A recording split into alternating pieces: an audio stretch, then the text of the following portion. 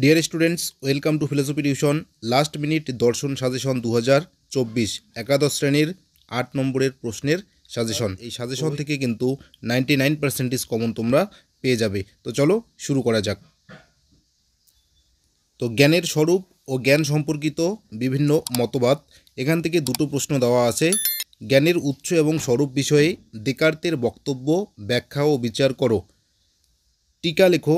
বিশ্লেষক ও সংশ্লেষক বচন বা বাক্য, পূর্বতসিদ্ধ বচন ও পরতসাধ্য বচন বা বাক্য, চরমপন্থী বুদ্ধিবাদ ও নরমপন্থী বুদ্ধিবাদ।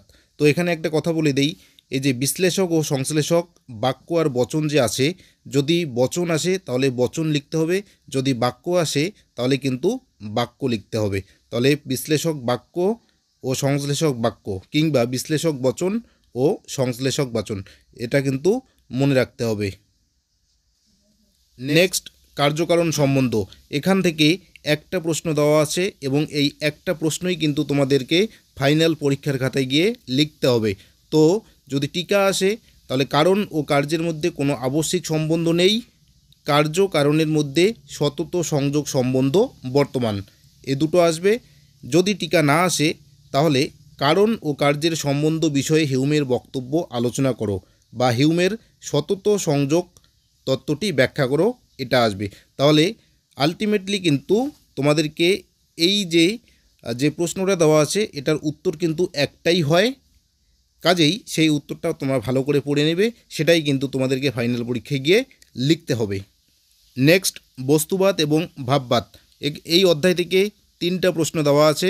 এই 3টা প্রশ্নের মধ্য থেকে অন্ততপক্ষে একটা প্রশ্ন তোমরা পাবে, এবং দুটো প্রশ্নও কিন্তু এই 3টা প্রশ্নের মধ্য থেকে তোমরা পেতে পারো। তো কী আছে, লক কিভাবে মুখ্য গুণ ও গৌণ গুণের পার্থক্য করেছেন, বার্কেলে কিভাবে এই পার্থক্যের সমালোচনা করেছেন, ভাববাদ কাকে বলে, বার্কেলের আত্মগত ভাববাদ সমালোচনা সহ ব্যাখ্যা করো, বার্কেলের ভাববাদকে অহং সর্বস্ববাদ বলা হয় কেন। 6 নম্বর প্রশ্ন, সরল বস্তুবাদের মূল বক্তব্যগুলি কি কি, সরল বস্তুবাদ ও প্রতিরূপী বস্তুবাদের মধ্যে পার্থক্য লেখো। এখানে বলে দেই, সরল বস্তুবাদের অপর নাম কিন্তু লৌকিক বস্তুবাদ, কাজেই এই কথাটাকে কিন্তু মনে রাখতে হবে। নেক্সট, ন্যায় দর্শন।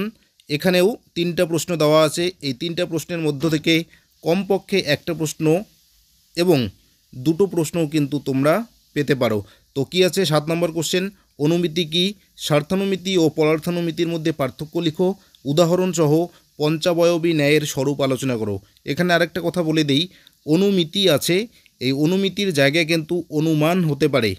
তাহলে স্বার্থানুমিতি ও পরার্থানুমিতির মধ্যে পার্থক্য লিখো। এখানে স্বার্থানুমিতি ও পরার্থানুমিতির মধ্যে পার্থক্য না দিয়ে কিন্তু স্বার্থানুমান ও পরার্থানুমানের মধ্যে পার্থক্য দেবে। তো স্বার্থানুমান এবং পরার্থানুমান, কিংবা স্বার্থানুমিতি ও পরার্থানুমিতি, শুধুমাত্র এই মিতির জায়গায় মান বসিয়ে দিলেই কিন্তু তোমরা একই নোট কিন্তু লিখতে পারবে। তো এটা কিন্তু মনে রাখতে হবে।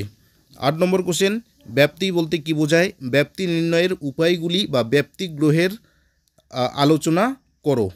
9 নম্বর কোশ্চেন, সন্নিকর্ষ কাকে বলে, ন্যায় দর্শন স্বীকৃত বিভিন্ন প্রকার সন্নিকর্ষগুলি আলোচনা করো।